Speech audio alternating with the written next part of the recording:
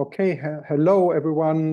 This is the FORCE 2020 fourth group meeting, the Zoom meeting that we have on a regular basis. Today is March 8th, 2025, and we're having quite interesting talks prepared. And so let me share the appropriate agenda screen, and so we can have a look of the talks that are supposed to be there. So we start with Travis Bemann, then we go to Australia to Peter, Jos, Willem, Pablo.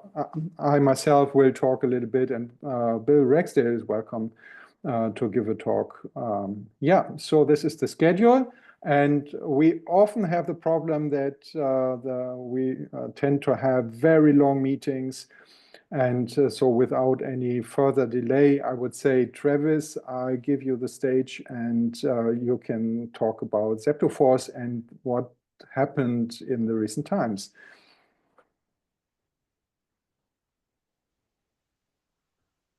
Okay, we can't hear you, at least I cannot.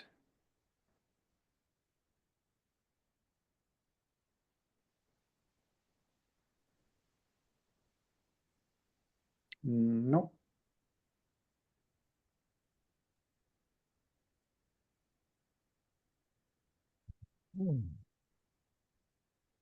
Again? Now can you hear me? Yeah, great. Okay, because I'm using my computer's microphone as opposed to my headphones microphone. But it's clear. Okay, you can hear me clearly. Okay. Well, there's been a number of releases of Zeptoforth since the start of the year after a bit of a hiatus where there had not been many releases because I was waiting for the new USB CDC stack to be finished. But here goes. Put some slides together. So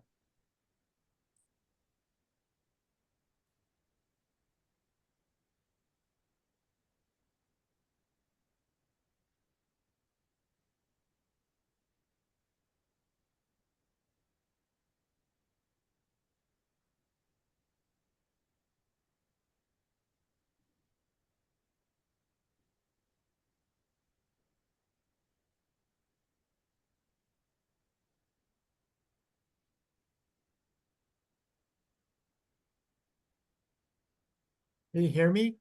Yeah, we can hear you. I Yes, we see can. only a black Okay, screen with and not your screen yet. I don't know why. Yeah, there it is.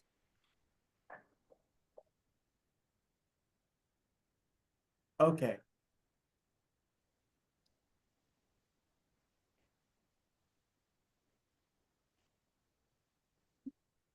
Well, this is the update for Zeptoforth from the start of this year till today, which I made more slides than I probably should have, so I'm not sure if I'm going to get through all of these. The first, this may not seem like a big change, but it's a breaking change in which if I had drunk the semantic version Kool-Aid completely, I should have updated my major version because of this. But recurse has changed. That previously, if you called recurse from within inside a quotation inside another word, it would call the outermost word. Where that doesn't really jive with how recursions ought to work, so that's been changed. Now recurse calls the innermost quotation. And so if you have code that relies upon recurse within quotations, this will be broken by this, but there is a workaround, which is declare a deferred word for your outermost word and call it from within it.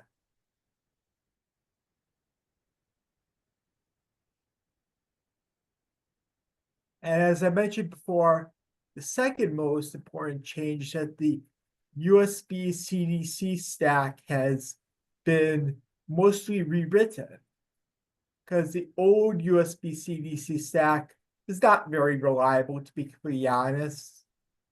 It had a tendency to lock up when doing mass uploads, particularly with Zeptoforth.js on the RP2350, and had some more general reliability issues across the board, especially on the RP2350, but it sometimes rear their ugly head on the RP2040 as well.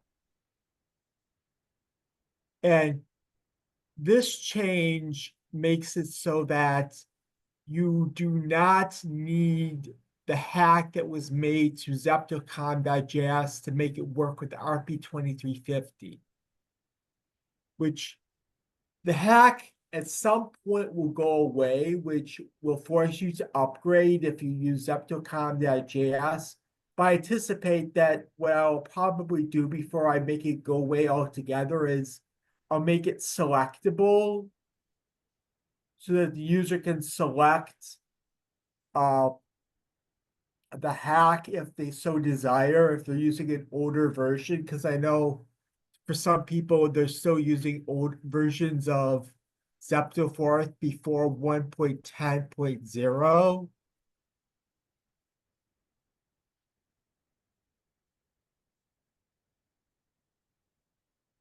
Furthermore, there's been changes to Zepto IP. And the most significant change is that previously in its frame queues for receiving and transmitting frames, it would go and allocate an equal amount of space to each individual frame, regardless of whether or not they actually used it, which was very inefficient, especially when dealing with smaller frames. Well, that's been rewritten now. And instead, it hacks the frames into as little space as possible, which when frames are smaller, this allows significantly more frames to be stored at a time, resulting in less dropped frames and all that.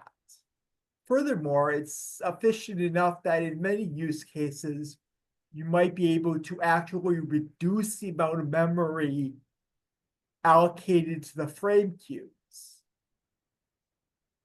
if you so desire, especially on the Pico W, because the RP2040 does not have a whole lot of space. In addition, there's been a major bug that's been fixed where if you set a maximum size ping, Zepto IP would throw an exception and stop responding previously. That has now been fixed. Yeah, that was due to a misunderstanding on my part as to what MTU meant, to be honest. I interpreted MTU as being meaning the maximum frame size, when in reality it's the maximum frame payload size. Also, another change that's been made has been that the SimpleNet functionality has been factored out from the driver functionality. And this is with a view towards supporting hardware other than the CYW43439. And there's one person who's been working for a while on an Ethernet driver for Zeptoforth, where this factoring out is going to be taken advantage of by this driver. And if any other hardware ends up being supported in the future, this factoring will enable that to be done more simply. And this was all made available in Zeptoforth 1.10.0. There's been updates to the system clock support for the RP2040 and RP2350. Furthermore, first and foremost, clocks, set clock set system clock has been modified at the RP2040 to support an upper limit of 200 megahertz per the most recent RP2040 spec. And I've tested this and it does work. Furthermore, I made it so that if you are willing to risk voiding the warranty on your RP2040 or RP2350, even though at the average prices of an RP2040 or RP2350 board, I'm not sure how much the warranty is worth it, considering that the shipping your board back probably costs more than the board itself. But anyways, I added a clocks set sysclock overclock so that if you want to risk bricking your board, you can do it. And one thing to note is even if you don't brick your board, you can make it so the microcontroller goes faster than this flash can handle. So be warned. But if you want to risk it, you can do it now. And this change was also made in Zeptoforth 1.11.0.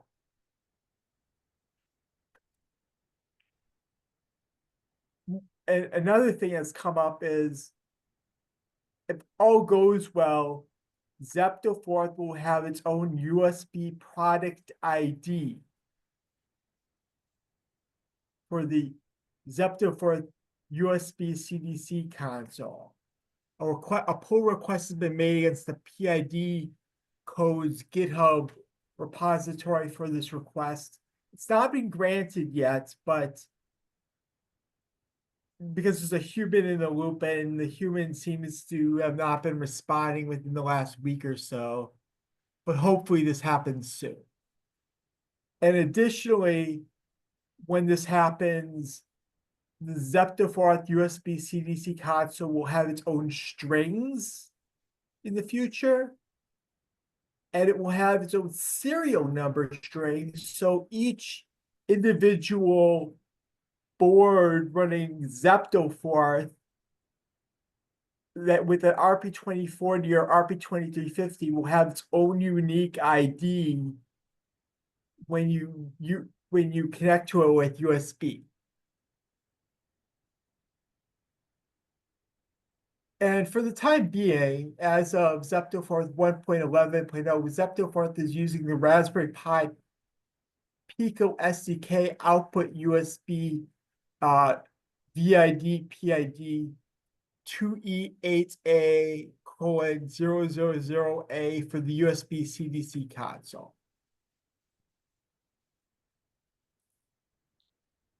And another thing that's been added recently is that an SPI ST7789V display driver supporting a color depth of 8 bits has been added.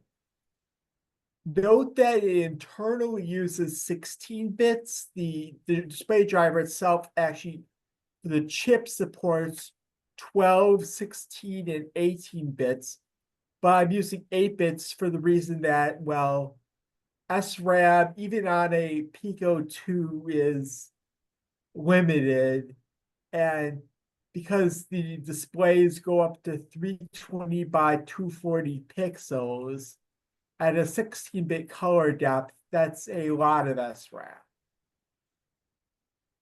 And as a demo, there's a Turtle graphics program designed for compatibility with Thurtle, which is a Turtle graphics program built on top of WA4, which exercises this display driver. There's already a parallel ST7789V display driver using PIO aimed at supporting the Tufty 2040. And this was added in Zeptoforth 1.11.1. Another addition is that a display driver for I2C LCD 1602 displays, which are I2C LCD displays display 2 rows of 16 characters each, has been added in Zeptoforth 1.10.0. And another significant addition has been that Zeptoforth is something called task notifications, which are a lightweight means of basically telling a task, hey, it's time to wake up, with some data associated with it, one cell exactly per mailbox, which can be used from within interrupt handlers, amongst other things.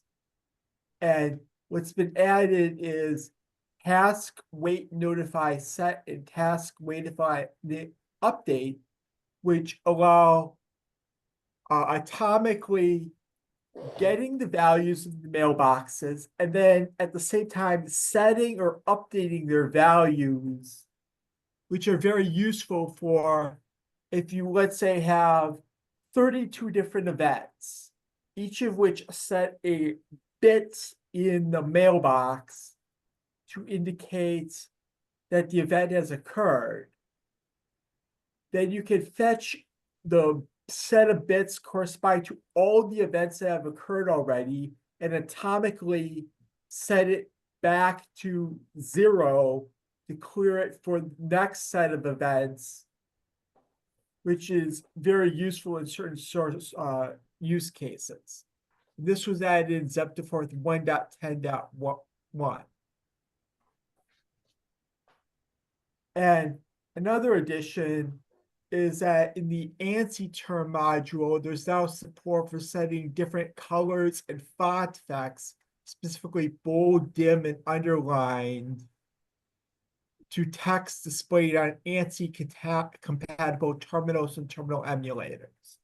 This is in addition to the pre-existing functionality for setting bright red and black normal text, or not black, but I mean normal text used for displaying error messages versus non-error messages that's already built into Zeptoforth.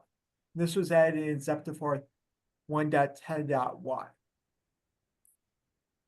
And another change that's been made is that CPU reset on the RP2040 has been updated to use the watchdog like the CPU reset on the RP2350. And this resolves issues with rebooting when both cores are in use. And additionally, issues with the watchdog on RP2040 has been resolved. So the watchdog will library reboot on RP2040 when so configured if there's a failure to feed it in a timely fashion. The original CPU reset update was in Zeptoforth 1.10.0, and the additional watchdog reliability fix was in Zeptoforth 1.10.1.1. And that's all, folks. Okay, thank you very much. Are there any questions to Travis? So download is probably at the usual locations.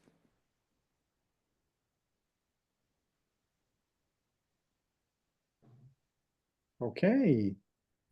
Please I raise saw your one hand if you have. person Yeah. remark on that Zeptoforth runs on the RP2350. Yes, it has since basically last September. Yeah, it was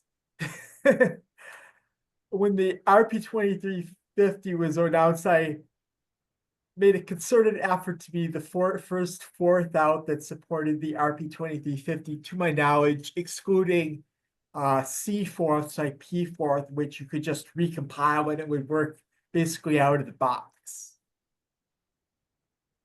Mhm.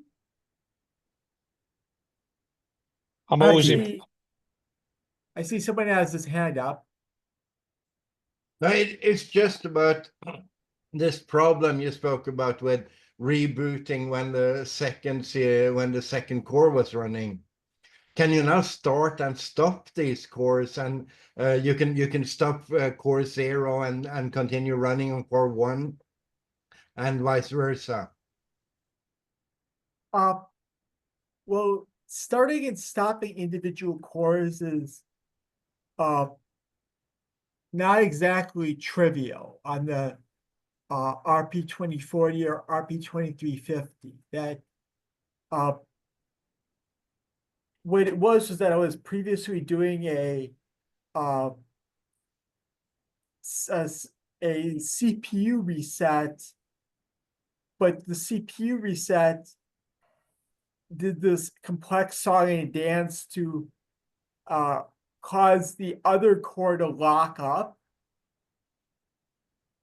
and before actually rebooting the CPU, and then relied upon the ROM upon boot up to handle the initialization. And sometimes this did not quite work properly when the second core was running.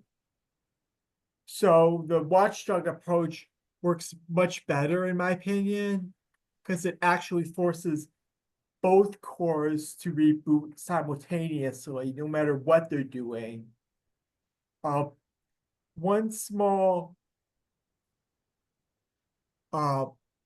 issue that I had run into was that on the RP2040, if you initialize the watchdog, and if you power, and this is why I didn't catch this initially, was that if you remove power, if you remove power and then apply power and flash the RP2040, the watchdog works correctly. But if you then remove power again and then reconnect power, there's 2 bits which are not set the same way in one of the fields that handle power management upon watchdog timeout, which would cause it to break in that scenario. And this was not obvious to me because I had tested it and I just had flashed my board and kept it connected to power. And I got some reports back like, hey, it's not rebooting properly. And I flash it and reboot it, like, oh, it is rebooting properly. But then on testing, I just happened to disconnect it from power, then reapply power. I'm like, oh, it doesn't reboot. And that was and it was interesting to find it out. I actually had to read the source code for the mask ROM on the chip to figure out what it was actually doing. Because when the mask ROM reboots, for example, when you go into boot cell mode, it actually goes and uses the watchdog for that purpose. But it goes to the extra register settings, song and dance, which I wasn't doing. But then from reading the source code of the boot ROM, like, oh, that's what it does. And after I made that change, problem was solved. So I can imagine it can't have been easy.